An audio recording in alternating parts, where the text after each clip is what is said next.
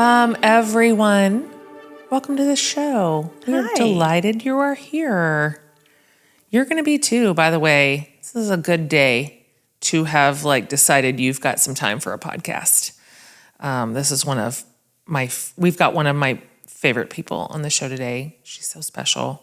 Do you know Krista? Have you listened to Krista? I have. Yeah. On Bing. And Krista Tippett, by the way. I'm sorry, I didn't mean to bury the lead.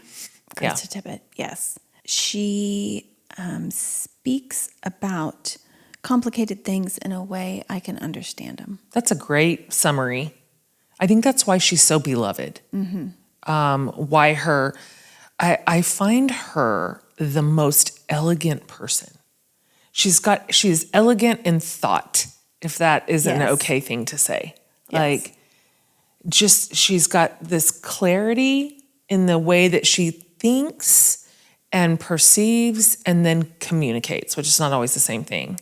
So that even though she's better than we are, just categorically, right? Do you know what I mean? In all I still feel like we can pull up a little chair to her table and feel invited there and safe there, and not like we're so far out of our depth that we don't know how to keep up with the conversation. She's a real special leader. Before we move into Krista, let's do a little bless and release. Bless and release. You know you got to bless. All right, because it's the season. This idea to make Christmas perfect, because there's such a thing as a perfect Christmas tree. And I'll tell you something right now. I have one in my house. You looked at it. You saw it. I didn't even do it. I hired it. I believe you. And you know what? Fine. Thanks. I know it. I'll get over it. I know how that feels in your heart, and it feels a little bit like that in my heart. But no, kid. I only have one kid who lives here anymore. The whole thing that we did when we did everybody does a thing like Brad and the boys do. I can't get everybody here. That's an impossible thing. And so I'm like, maybe I'll just have a beautiful Christmas living room that looks like it belongs in Dillard's. It does look like that. Thank you.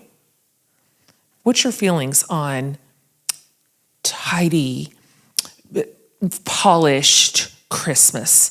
And I guess that could go any which way, but let's keep it in the house realm. Oh.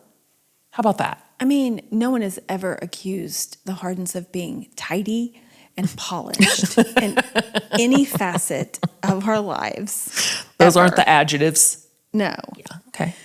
But I do have my house decor down to a science. Let's hear about it, because I know this, but they don't know this. I don't know how many years ago. 15 years ago, I decided I wanted red curtains at Christmas. Yes, that's right. And then I saved my money for years. And then I bought 6 red panels from Ballard.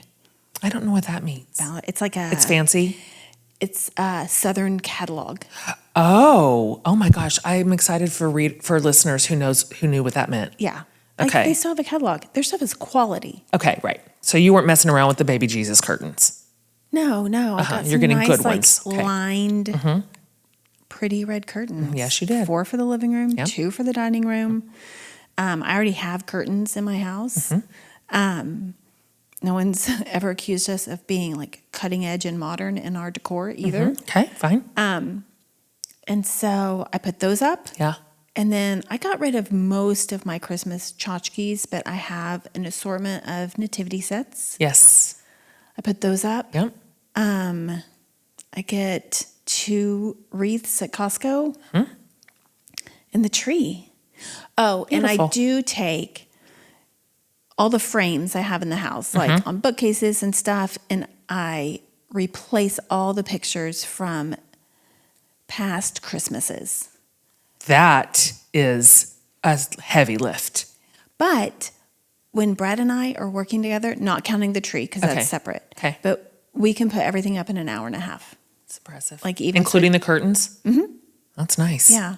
Have it down to a science.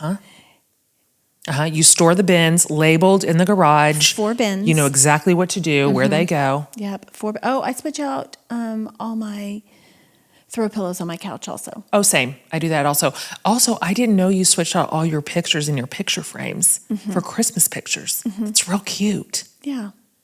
Do you have them like in a little folder? Yeah. And they're just ready to just slot in? Yep, a folder with also any Christmas artwork that I really loved from the boys. And I put all of our old Christmas cards that I've mailed out, because I do one every year. Oh my jeez. To me, that feels thorough. So that I manage. Everything else with the holidays, in terms of it being perfect, like, yes, I have those tendencies, but we have it dialed back so far. Like, every gathering is potluck. Every gathering is paper plates. Like, I do that for all holidays. I host Easter, Thanksgiving, and Christmas Eve at my house. And it's whoever comes. Bring something in your hands. And bring a dish. And I used to, for our big Christmas Eve tamale dinner, like, have the sign up on Evite about telling people what category of thing they needed to bring. Whatever. Now just bring whatever. Okay, you just don't even micromanage it. No. God, if we have 6 mashed potatoes, then we do. Yeah, delicious. Where's the downside? So I like that. I like that. I want us to take the whole idea of holiday food, and we're going to talk about that at a different time too, because that's a deal.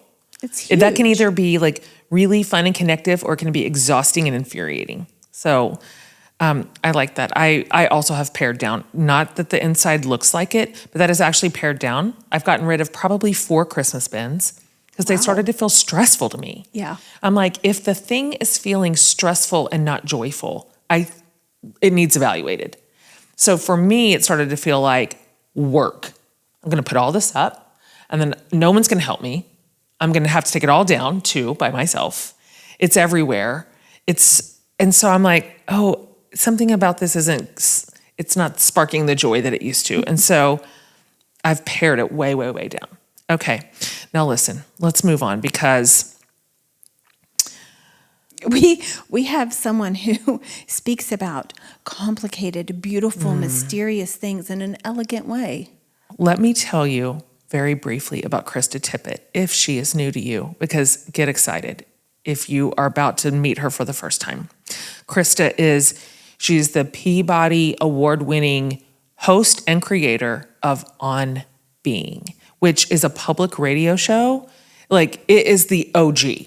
It's like the OG. It's what so many podcasts were sort of based off of and tried to emulate, but there is no emulating On Being and Krista Tippett. So she has essentially, over the course of her very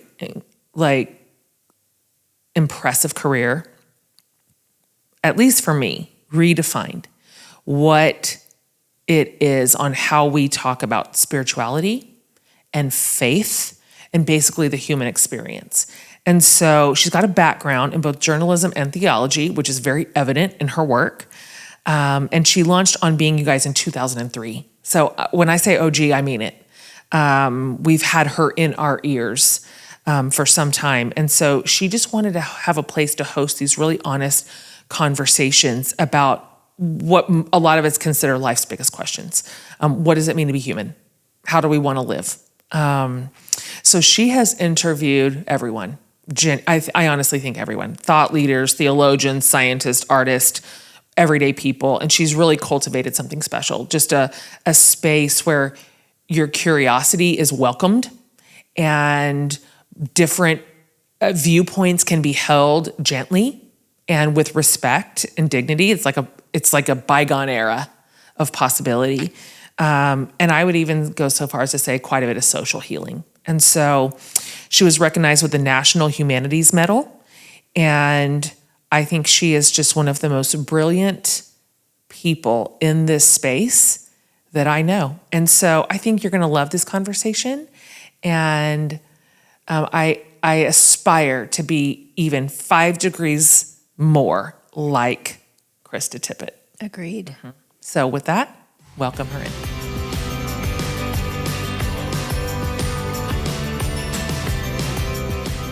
Krista Tippett, welcome to the show. I'm so happy to meet you. And then how am I doing on being cool? Like on a scale of 1 to 10, like, please rate me.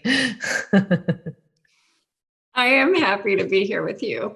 Oh, you're You have really done groundbreaking and pioneering work in this space. And I've been paying attention to you for years and years and years and learning from you, and not just in this genre, but just in life as a human person who prioritizes curiosity and connection and meaning. And you have built a body of work that is so wildly impressive, and it's meant so much to so many millions of people. And so it's really an honor to have you here today, genuinely. Thank you. So, okay, I've told my listeners a little bit about you, the few that don't know you. So I definitely want to hear the story from you about how On Being began. But before we get to that, I would love to turn what I hear is one of your favorite interview questions back on you, which is, let's start here. What is your religious and spiritual background, going like back to your childhood? I would love to hear, how was faith presented and modeled to you by your family or people of influence in your life back then? And then kind of rounding it out, what was your understanding of your own relationship with God? That's good. That adding my understanding of my relationship with God is, I can't, I don't always, I think especially because I started my show on public radio, I couldn't actually use that language. So one of the things that's interesting about this question, and I think this is true for all of us, is that you would answer it differently in any given month, in any given year. I mean, the facts are that I grew up Southern Baptist, going to church 3 times a week. Church was immersive. Church was not just church. Church was social life. It was community. It was Wednesday night supper. It was, of course, same. It was, it was where I was constantly told not to have sex, and as a result, we were always talking about sex. Right? Always obsessed. Yes. But I think, my grandfather was a Southern Baptist preacher. He was an evangelist. He had a church at different times, but he was also somebody who kind of went around to small country churches and preached the gospel and mowed the lawn and did it all. And he had a huge heart, and he was passionate. I mean, I knew that he was passionate, and yet his preaching was all about the dangers of passion. Yes. Right. And in some ways he was the most fun adult of all the adults in my life. That's interesting. But when he was in the pulpit, he was so stern and he was incredibly loving. And when he talked about heaven, it was so small. It was like all about so small. And so, but here's the thing. I think my grandfather had incredible integrity, and he had a great education, and I feel, and he had a great big mind. Like, he was really, really intelligent, and I think I knew that. But he'd never been invited to apply his mind or his questions to the Bible, which he loved. And I think even as a child, there was this, I was aware of all of these contradictions, but I think that I took all of the contradictions. I think all of those contradictions came into my sense of God. And I think above all, I internalized how he lived rather than how he spoke. So I did have a sense of a love for the universe. That's good. I did have a sense that of like really enjoying my grandfather's mind. And I sometimes feel like when I started the show, I sometimes feel like I'm asking the questions he didn't think he could ask. I feel like he's kind of over my shoulder at times. Yeah. And I like to think about how it's just, I know you know this because you're part of this too. We live in this time when faith is evolving and our traditions are evolving and our experience of this is evolving. We are evolving. And I do like to think about how my grandfather, might have been in this Yeah. sense. Yeah. I love that. I love that posture toward what might have been possible for him, if he was here now and had continued to evolve and change. And I mean, I can even take that down one generation and look at my own parents. I also grew up Southern Baptist exactly like you. My dad was on staff. He went to seminary when I was 3. And so from that point on, we were staffers. And I mean, I knew that Wednesday night menu like the back of my hand.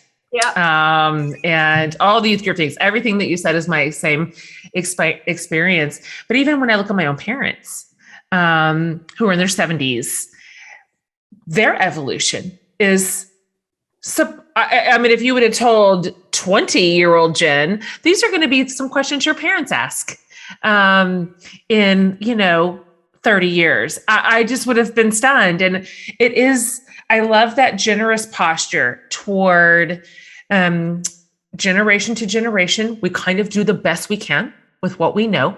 Yeah. We ask as many questions as we feel like we're allowed to. And who knows what's coming behind us, like what they're going to be willing to press on and ask. I've got 5 kids and they're 16 to 23 and they're already asking things that never even occurred to me. Like they're already there and they're barely out of adolescence.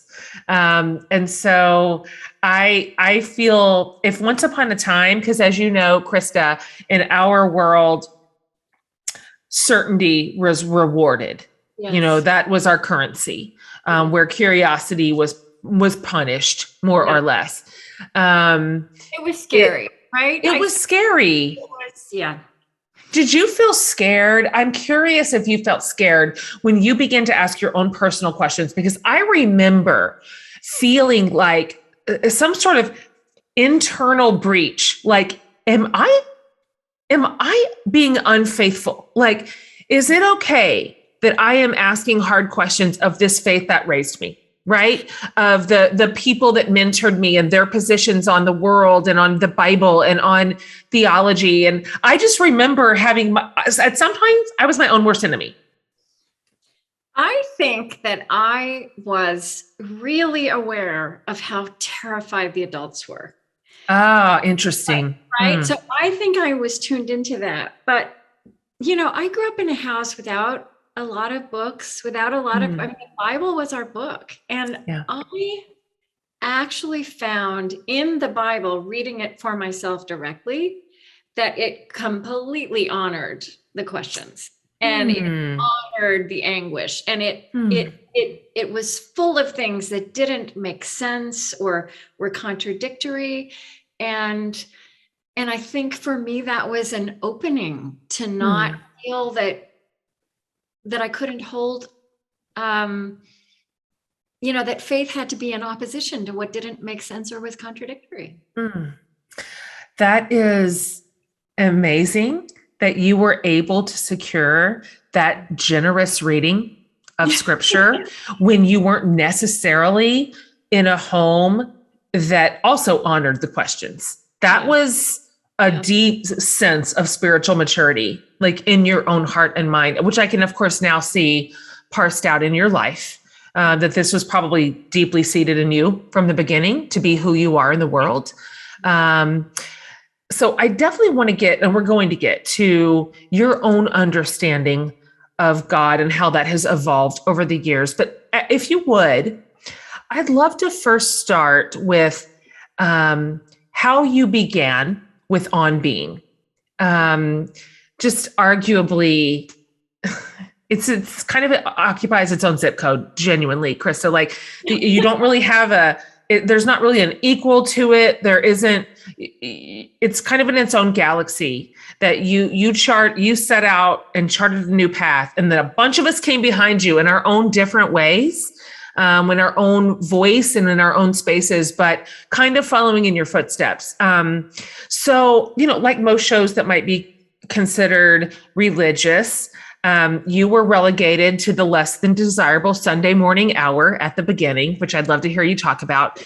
And from the beginning, you're different than the classic Sunday morning, like churchy religious shows, for sure. Like you were never in lockstep with your sort of ancillary shows next to you. So I'm curious, how did that differentiation start to get noticed by listeners as you were you and you began to open yourself up to conversations about faith and culture through this particular medium? And then I'd love to hear, like, when was the moment, if there was one, when you noticed that others were listening, engaging, and maybe saying, this is different.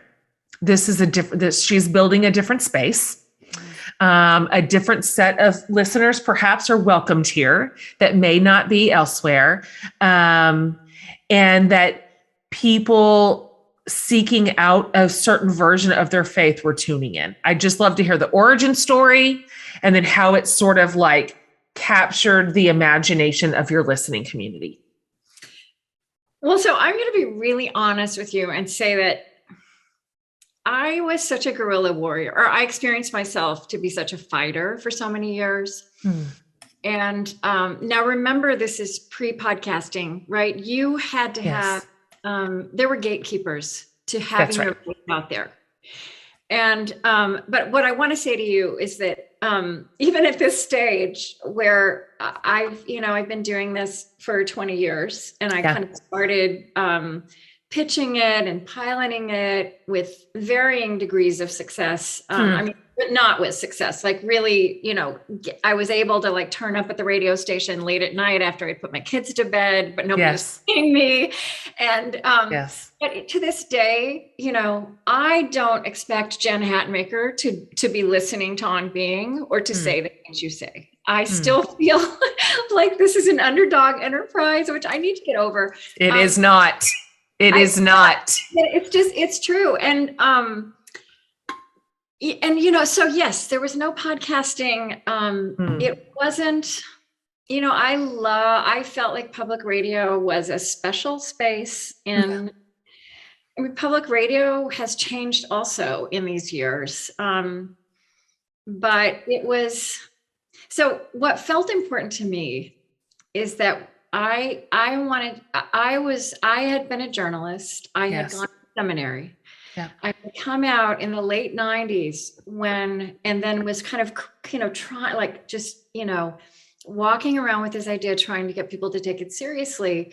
It was a time of the moral majority, of Christian coalition. And then we kind of cross the, we move into the 21st century. We have an evangelical president in the White House. It's 9/11. So there's all this religiosity in the news, often very politicized, often extreme, not actually representing the way most people are experiencing this part of their lives, even if they're devoutly religious.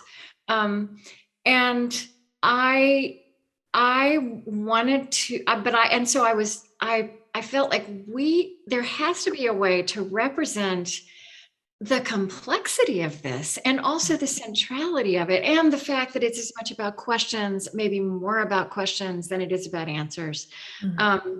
And there's so much, I don't even want to use the word diversity, which is too small a word, right? Like the array of how we walk around with this, what it means in our lives, and the ways we practice, and the vocabulary we have, and the different ways we pray. And I wanted to open a space. I also found that whenever religion was discussed in public, certainly in the news, and on public radio, it had the effect of shutting people's imaginations down. And I wanted to show that you could talk about this, and we could speak about the part of ourselves that we mean when we use language of religious or spiritual. And we could do that with all the complexity and intelligence and the different kinds of intelligence, right, that we are applying and delving into in this part of ourselves, and how it really works in lives and not in the news. That's and good. Also not in really sectarian settings that tended to kind of set the public imagination about this. So that was what I hoped to do. In the beginning, when I was walking around, and I thought, like, so the other thing about public radio is I knew that I could have, I could do something in depth. I could have an hour. Right now, you can start a podcast and you can have 3 hours. Yes. But this is not possible then. So I wanted to, I understood when I started talking about this that people didn't think it was possible because I couldn't point at other places and say, this is what it looks like. This is what it sounds like. So people said, this will be proselytizing. This will be exclusionary. People will get offended. It will be inflammatory. It will make people angry. It will be moralizing. And I know, and you know, that how so many of us live this part of our lives is none of those things. But we had to demonstrate it, right? So I found a couple of people, who got it, who said, let's try this, let's risk it. Yeah. And it went from there. Like, I hear you talk about that now, and that level of intelligent dialogue kind of couched in human dignity has found a much stronger foothold kind of in the center of a lot of spaces. Certainly not all. Let's be clear that, we largely see a different version of this in the public sphere. But at the time, like when this was your vision, this was different. It was like you had a vision for something that we just weren't seeing that often.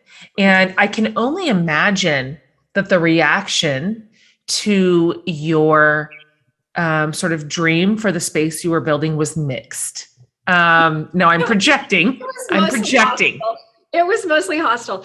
I was called a newsroom at American Public Media, the religion lady. And that was not a term of endearment. No, it wasn't nice. Yeah. Did you ever feel like thrown in the towel? Was there a moment at the beginning where it was hard, it was pushing uphill so hard to create what you wanted that you thought this isn't going to work, or I'm going to have to reverse, or I'm going to have to find another place or way to do this? Oh yeah, absolutely. Yeah, I bet. remember very clearly my 40th birthday. So I was born in 1960. And I had started actually in like 1999. I started, so November 1960. So kind of through 99 and 2000, I was kind of carrying around this idea and begging and pleading and doing these little local pilots. And I kept being given producers who were nice people, but they really didn't get it. And they were so worried about the effect that it would have that I couldn't work with them to be really creative and expansive and bold. And I do remember on my 40th birthday, which is a little over a year in, I knew that day, I knew that it was not going to work. That I wasn't going to be able to carry it all the way through to what I had hoped it might be. The decision I made that day, I had some poetry of Rilke with me, and the decision I made that day was that even though it wasn't going to work, it had been worth trying. And I was going to kind of, walk as far as I could with my integrity and kind of honoring the vision and the reasons that I'd hoped to do it. And maybe you could say that was a leap of faith moment. Yes. And so all it did was I just kept going. I just kept walking. Yes. Yeah.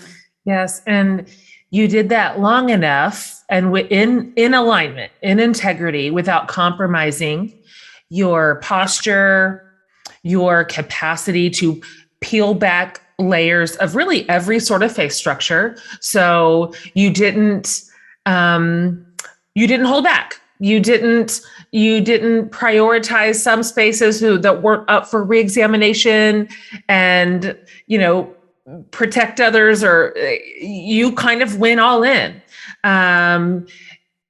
which was bold and honestly courageous at the time, because anytime you began to just gently press on forms and structures that a group of people hold dear, and not just that they hold dear, that they 100% consider to be right.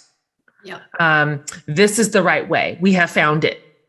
Me and our people, we have found the thing, that small bullseye of rightness inside a faith structure.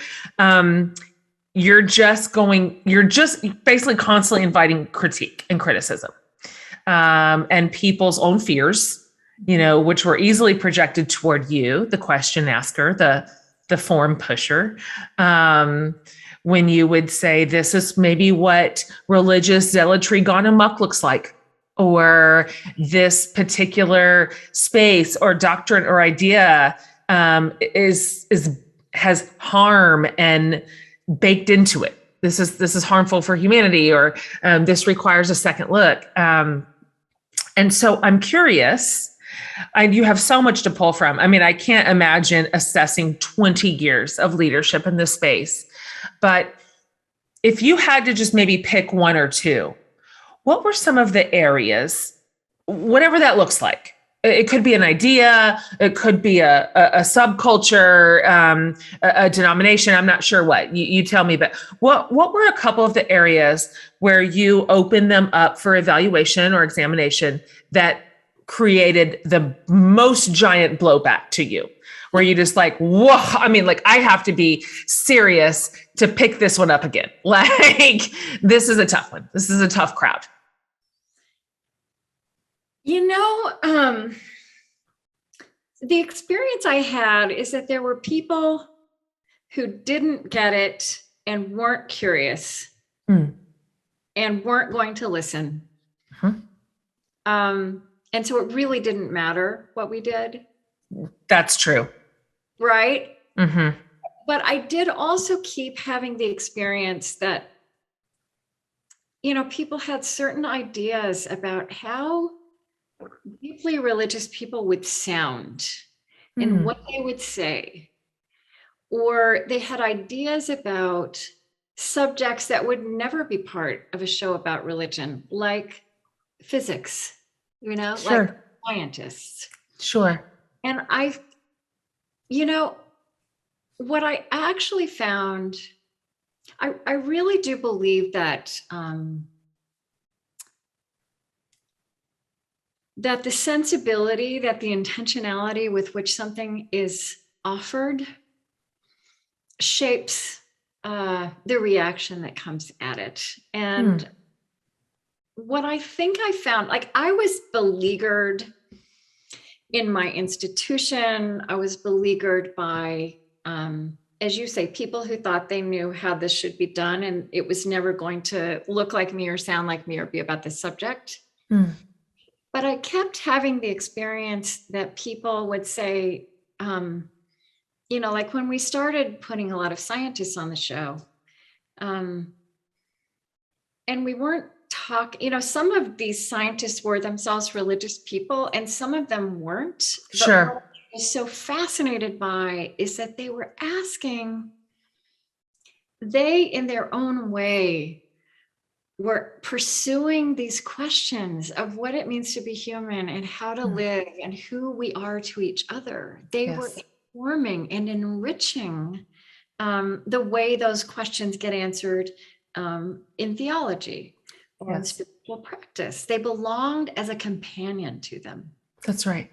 And so what I found more, it was either there were the people who just weren't going to listen and there would be blowback for anything, but there were a lot of people who said, who just softened, right? Who would just, it would be more, I hadn't realized you could do this. Yes.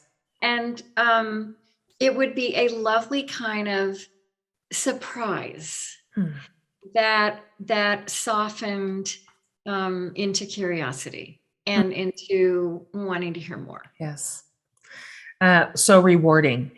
You know, when you get to see that happen over and over inside your listening community, people softening to consider their faith in new ways, consider new perspectives, imagining the level of input that feeds the conversation, even if not from a traditional faith source, is wonderful.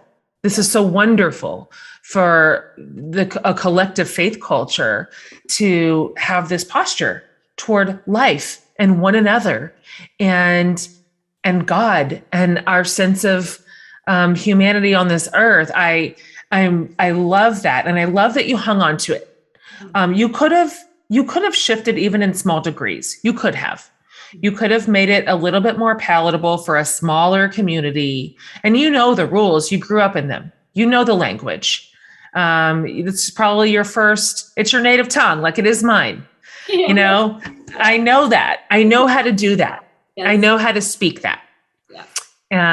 And you're rewarded inside of those structures. And so the fact that you really, you hung on to that is so admirable, Krista, and has created so many powerful and fascinating conversations in your world. And I'm curious, again, this is too big of a question. It feels unfair to ask you this, but after 20 years, right, of sitting across from some of the smartest, most interesting people on earth, do you have a couple of highlights where you just thought, this is why I do what I do? This exceeded my expectations. Maybe the response to a certain guest was overwhelming or surprised you in some way. I'd love to hear. I mean, it's a tall order because at this point you've spoken to everybody, but personal favorites. Well, yeah, and it's hard. I'm also just somebody who, if you ask me what's my favorite movie, I will not be able to think of a single movie I've ever seen. I know. I know. When people ask me, what's your favorite book? I'm like, I don't think I've ever read a book. I can't think of one. I can't think of ever a single book I've ever read in my life. Yeah. And so I often have felt like my favorite interview is the last one I did. Same. And I love, I kind of, do this Vulcan mind meld with I'm going to interview, and I'm just so steeped in who they are and how me too. They live, and I love them. And but I, recently, there are a few that come to mind. I mean, I think it's important for me to say that before I give this answer, it's always really important to me not to be interviewing famous people all the time, right? Not to be interviewing the spiritual gurus. And I have gone very light on spiritual authorities, just as I've gone light on politicians, because spiritual authorities are a form of politician. And I'm just not interested in people who have, we need them, but I'm not, from my purpose, I don't want to draw people out who have all the answers. I want to draw people out who are just as at home in their questions. That's good. And so I've interviewed a lot of people across the years, and those are just, who are not, like, let's say somebody like Walter Brueggemann, the prophet of the theologian of the Hebrew prophets, who is not a household name by any means, but anybody who's ever gone to seminary has read him. Of course. Right. Or interviewing people in other fields who are like, we all know that whatever our field is, whatever our community is, there are these giants who are shaping lives. That's right.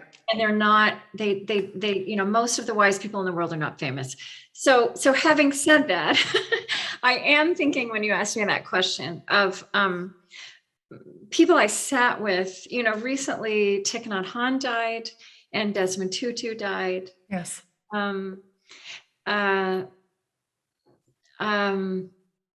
Desmond Tutu is somebody I wanted to interview for years and years. And, we tried to get the interview and it never happened. Sure. And then he was on retreat. He was on a spiritual retreat, and I sat with him at that spiritual retreat.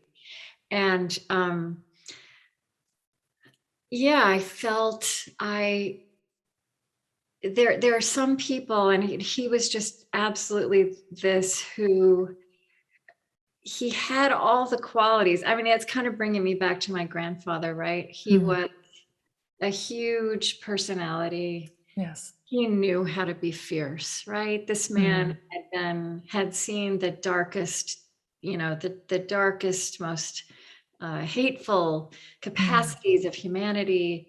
And he had faced that, and he had met it. He was pragmatic, and he was so loving, right? And he was so joyful. And part of how he lived through all of that and shifted the world was that he never stopped knowing how to laugh, to stand before beauty and wonder. He talked about the God he believed in as a God of surprises. And he told me that God has a sense of humor. And the thing about, if you hear something from Desmond Tutu about God, you just believe him. So, I believe it right now. You just said it. I'm like, well, that's true. That's it. So now we know that that's true. Yes. Yes. I think another person, and this is why I said the thing about everybody not being famous, because I mentioned got big names, but these are also people I sat with. Mary Oliver, the poet.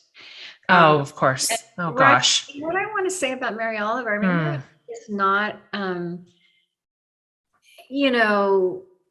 she was not a religious or spiritual figure, but she was, right? Yes, I know exactly what you mean. The world, experiencing the sacred and turning that into poetry and giving other people an experience of it. But I want to tell you what I loved about being with her, as much as that, was that she chain smoked through the entire.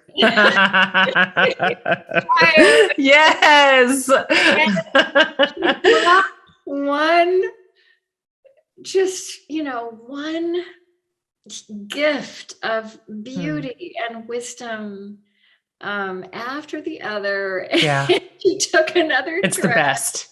Just the best. And she was wearing her New England Patriots sweatshirt. Of course. Yes. And because, Mary Oliver is somebody who one always imagined her, which was also true of her. Like, she went walking every day in the woods and she took her notebook and she carried her notebook in front of her. We imagined her being this kind of a saintly figure. And I love it when that gets broken open and so good. Fully human. I do love the incarnational emphasis of Christianity. And fully incarnate with all the mess that entails, and all the beauty and all the possibility. So those are some that come to mind right away. Two amazing examples, two precious human people. You're so lucky to have sat across from and get to bear witness to the way that they lived in the world and perceived. Yeah. I mean, just incredible. Absolutely incredible. Krista, we started kind of the show. I was asking you about your formative faith, kind of your origin story of faith. I'd love to know, because my gosh, the change that you have seen in the zeitgeist in 20 years is profound. In every sector, really, but certainly around faith. Organized religion, what does it look like in culture, how this next generation is coming up very different from the one before them. You've seen it, you've watched it in real time and hosted probably a lot of really formative questions around those changes. And so I have two questions around that. I'd love to just hear your take on the and there's a million ways to answer this, but some of the primary things that you have seen shift and change inside faith spaces in general, maybe what it looks like, particularly in sort of the Western version, iteration of faith. And then secondly, I'd love to hear you talk about your personal faith and how that has also evolved right alongside, probably parallel to many conversations that you've had over the same amount of time, and where you kind of find yourself today. Yeah. Well, that's big. Yes, I know. Just those two small things. Just those. Yes. It's been a fascinating span of decades to Yes. be asking these questions, to be following this part of the human enterprise. You know, what I've seen all this time, and it's just fully on display now, is that so many of the forms of all of our disciplines that came out of the 20th century, like, you know, we can talk about anything, how we do school, how we do Yes. medicine, how we do law, how we do politics, and how we do church, right? How we've done religion. They don't make sense for who we're becoming and what we're learning and how we live and the way our technologies have upended things. So, you know, you may know this about my history. I spent time in divided Berlin when I was in my 20s, which is really formative for me. And the theologian Dietrich Bonhoeffer, who died in a Nazi prison, he had this phrase. So in his lifetime, in his context, he saw Christianity be completely co-opted and distorted by a terrible ideology, by a government. And he talked about what he called religionless Christianity that was rising up. And for him, that meant the question of, if the institution is ruined by the culture, which again was a really different kind of ruining than we have, but it feels very resonant to me. If the institution is ruined by the culture, what is it that remains? Like, what is it that is true and that will absolutely transcend even the complete death of which for him was true of the institution? What will still be alive in the world? And I feel like that's a way to describe what I've seen. Because the institution, for different reasons, sometimes because the institutions have really failed to be what they arose to do. Yes. There's been, you know, we know this. There's people have been devastated, but a lot of it also is just the forms don't make any sense. It's not in the Bible that church is at 10 o'clock on Sunday morning, right? That's right. That's right. And I think that the pandemic has, you know, it was already going to have to be remade. And I think that's just been accelerated. But what I have seen, you know, I think in the 80s and 90s, it was the beginning of the kind of new age of this kind of smorgasbord. A theologian I really love talked about spiritual promiscuity. I like it. I'll tell you a little bit of that. But what I've seen in my lifetime, I see the spiritual searching, a lot of the spiritual searching now, and the way young generations are coming about this as having an incredible amount of depth to it. Yes. Real substance, real integrity. That's right. And to the extent that they are criticizing the institutions, they're saying, you know, I remember a young man saying to me, like, we're saying church, act like a church, right? That's good. And they, I'm fascinated. So I feel like they really are saying, like, what is the heart of this? What is the core of this? They are rediscovering. As one thing that's interesting is I think people my age often, you know, had a lot of baggage. And a lot of young people now have been raised by parents who had a lot of baggage, and they didn't want to pass that baggage on. So they have given them no formation at all. What's interesting about new generations arising who've had no formation at all is that they also have no baggage. They're not rejecting anything. They have questions. Yes. They have a pure and searing curiosity. They have spiritual lives. And they want to give form to that. They are, you know, I want rediscovering isn't the right word, but they are like, you know, they want to be of service. They want their lives to be of service. They want to be in community. They understand their need of ritual. And in that, they are kind of recreating, building out, I think, those core elements that survive. As for me, you know, the question of my I don't know. Well, I've had so many chapters of my life at this point. Sure. I think about my kids are all grown now, both of them. But I think those active parenting years, so much of spiritual practice is in that daily interaction. And you never know what you're doing, right? Like You don't. That's the gig is up. Like, we didn't understand that. I thought my parents knew everything because they were parents. And then you get there and go, is this the deal? Is this how everybody is? Like, we're all just playing at it, pretending. And it's like one long experiment in humility. Yes. And, my personal disciplines have changed a lot. And I don't really think of that as finding the right one. I feel like I go through different, there was a time when I read Compline every night from the Anglican prayer book and thought I would always do that. And there's been I do a lot of what I call contemplative reading and Mary Oliver's poetry or When Things Fall Apart, or John O'Donohue's books. I have been in and out of having a religious community. I think that right now, I don't have that. I think the biggest way I would talk about the evolution of I think as I get older, this is interesting. You talked a minute ago about the language we speak. I think I become clearer again that I do have a spiritual homeland. I do have a spiritual mother tongue. And that matters. And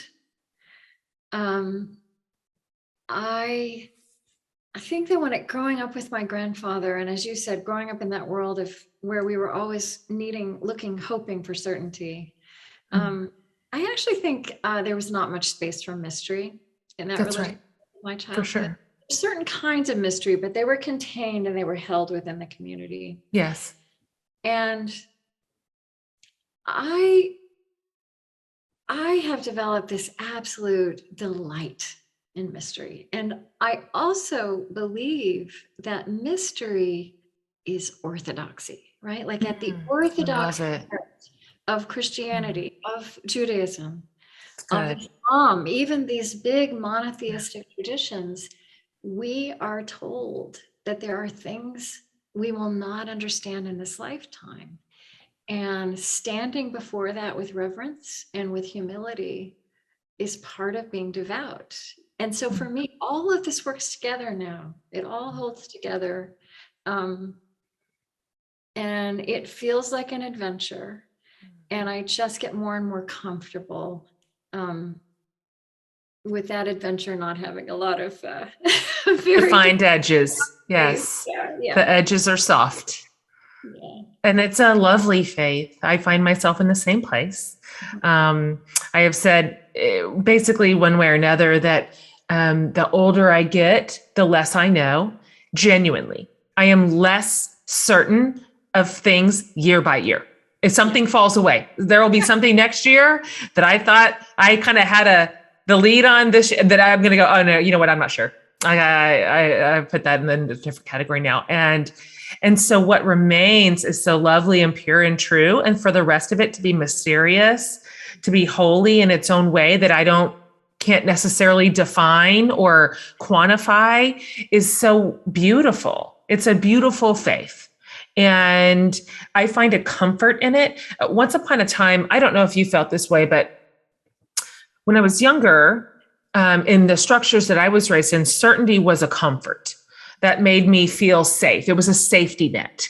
Like, at least I'm getting this right. And if I can just hold to the tenets and do the things and do the steps and not have sex, of course. Which it all came back to somehow. Yeah, I mean, somehow all roads point to sex. I will be secure. I will be a secure. But that safety began to unravel with maturity and even just exposure. As you are just exposed to the rest of the world and new perspectives and different ideas and different kinds of thinkers and the vast array of ideas in the world. And so now I'm opposite. I cherish mystery and prioritize it. And anytime I have an idea that I'm workshopping and I feel super, super sure about it, I'm suspect. I'm like, Jen, let's make sure you're seeing this from every angle. And so I appreciate so much that that's your posture in the world and that you've held room for that all this time. And what you've created liberation for so many people. You've given them a sort of permission to ask, to push, to pull, to surrender, to stay open and interested. And that matters. That is a big deal. And that is good work in the world. I want to wrap this up with you, Krista. This whole series on my show is about faith shakers. And so we were really curious to talk to leaders who were hosting spiritual conversations in non-traditional spaces. So kind of like you mentioned earlier, we don't have any pastors in this series. We don't have sort of the traditional spiritual authorities in this series, the ministry leaders. We were looking for people in different places, on the margins in some cases, just elsewhere. And so obviously for a million reasons, we want to talk to you. So for you, knowing that we consider you a very profound faith shaker, what would you say, just off the top of your head maybe, is the biggest shakeup that you have had in your own personal faith journey? If you could, of course, at this stage, there's a million things that kind of rock you off your perch. But if you pointed to one to say, this was a kind of a before and after moment for me, faith-wise. So it's really hard for me to, and I know this makes sense to you, to separate like my faith life from my life, right? I like this. Yes. So I think it would be a really serious depression I had in my mid to late 30s. Yes. I'd gone to seminary. I'd become a mother. All of that was good. And depression is it's so hard to describe, although so many people have been through it now. It's not just not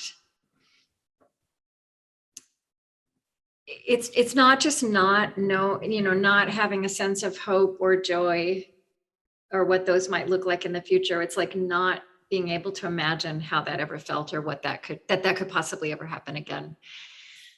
The bottom fell out of my understanding, all these things I had told myself about my family and the love that I knew growing up. I had to get honest about who I was and how I'd survived and how hard my survival techniques had been on me. And I still, I'm going to work with that all my days. Yeah. But so it's like, faith in everything disappearing. And I was really actually in the middle of that. I read things and after I read, it's like, it's not that you don't believe in God anymore. It's that you just can't imagine that experience. You can't imagine believing in anything. I think talking about depression in this way is dangerous because it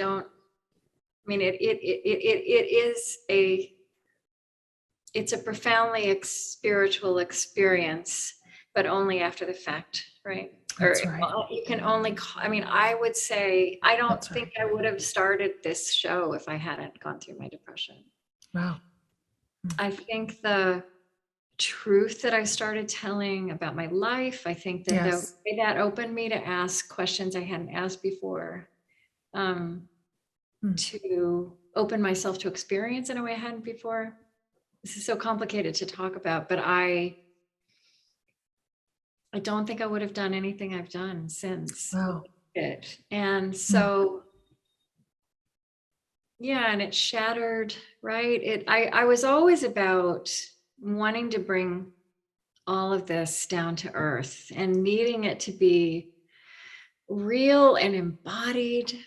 Yes. And as messy as life actually is, and as That's right. complicated as life actually is, but it really took me to another level with that. And that absolutely formed the questions I ask and the way I ask, and what I look for in myself and what I look for in others. What a good answer. Thank you for sharing that. I have one last question for you. And I ask all my guests this at the end of every show. This is a question I borrowed from Barbara Brown Taylor, who is one of my favorite people, favorite leaders and thinkers. And you, please, by all means, answer this however you want. Sometimes this can be an earnest answer, and sometimes it can be absurd, and we get it all and we love it all. So, I know. yes. Yes. Yeah. Okay. So her question's, what's saving your life right now? Yeah, and I knew you were going to ask me this. Started to what's saving my life right now? Here we are. Like right now is a pretty intense now, right? Yes, it is. My lifetime. It's an intense now. My daughter, who's 28, has moved home with me for a little while. Yes. And at another stage in her development, yes, in mine, this would have been quite stressful. Yes. But here we are after 2 years in which I led a pretty monastic, solitary existence in my little house in Minnesota through lockdown.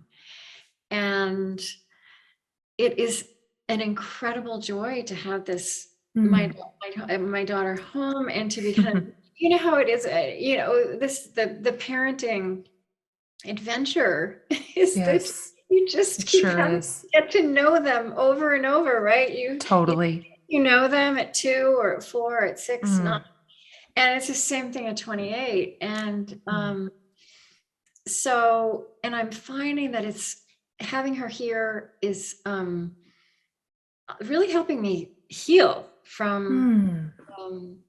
I love this. Just some of what I need to heal from the last couple of years. So, saving my life right now. I love this so much. My oldest, I think I mentioned, he's almost 24. Yeah. And it's like a new human that I'm learning about, the grown-up version of him. And it's so delightful. It's just so wonderful. I highly recommend big kids. Highly recommend. I wish somebody would have told me when they were 2, like, just hang on. They turn 24. They pay their own cell phone. You know, true. I've always found it, people say I always say this to parents of young children. I mean, of course, young children are miraculous, right? They are, but people will say to you, enjoy it while it lasts. Oh gosh. And I'm like, okay, fine. But something else comes after that. Oh, I'm here for the teens.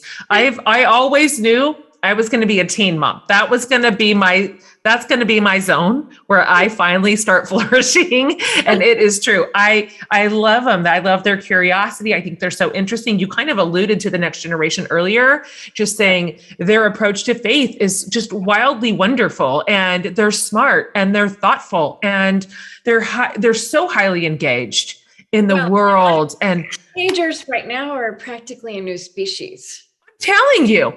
I mean, who are these kids? Right.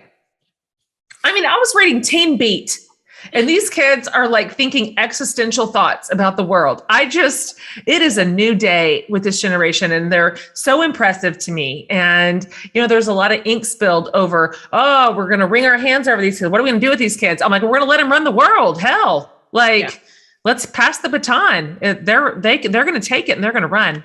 I love that answer. And I'm tickled to know that you are delighting in your daughter, who's now like a friend at 28. That's a new dynamic.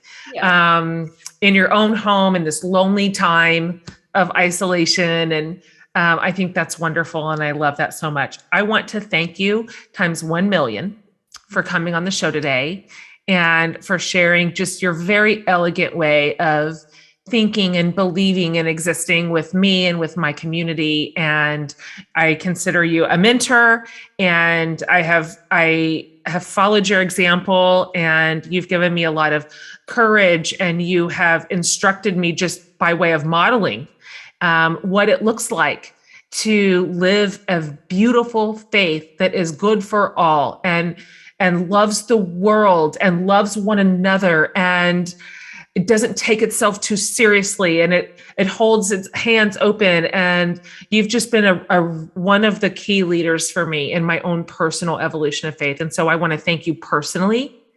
And then I just want to thank you collectively for my community for serving us today. So keep going. Please say that you're not quitting. Do you have more gas in the tank, right? Like, okay. Yes. Okay, good. Oh God, please stop. Please never stop. And I'm glad you were in the world, and I'm so thrilled to be walking alongside you. And I'm glad we've actually connected, even though it's just pencils. Me too. I am always and 100% forever in your corner. And so any way I can ever serve you or support you or your work, please, I want to be your first phone call. And I mean that. Okay. Thank you, Jen. Okay. Thank you, Krista.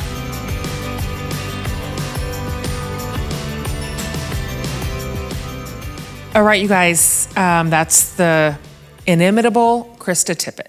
There's none like her, and I so appreciate her. I appreciate the measured way that she exercises her own leadership and that she stewards her space and the way that she holds conversations, and it's as nurturing and impressive to me as it is like a standard bearer. And so I hope you enjoyed that. Isn't she the best? I love it. I know. She's the best. And so thanks for being here. Hope this was like one of those little oasis spots in a busy, crowded, crazy month that just felt like, take a breath. Okay? All right. And more to come between now and the end of the year, you guys. Thanks for being here, and we'll see you next week.